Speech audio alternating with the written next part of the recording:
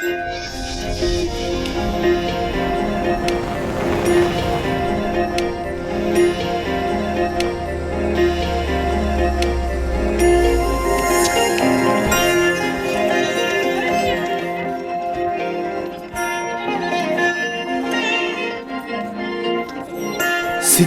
பேசும் பேரழகுக்காக பரிசுத்தமான நூல் எடுத்து பக்குவமாய் பாவு பிரித்து இழையோடு இழை சேர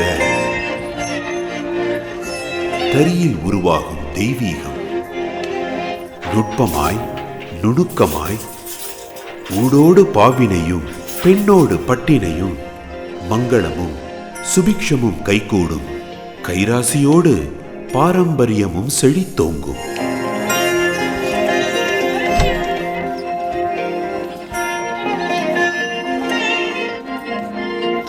வராகி லட்சுமியின் பட்டு பரிசுத்தத்திற்கு சாட்சி, பாரம்பரியத்திற்கு அத்தாட்சி.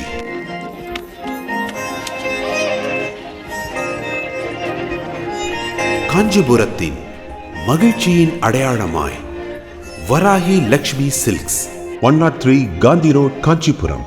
எங்களுக்கு வேறெங்கும் கிளைகள் கிடையாது.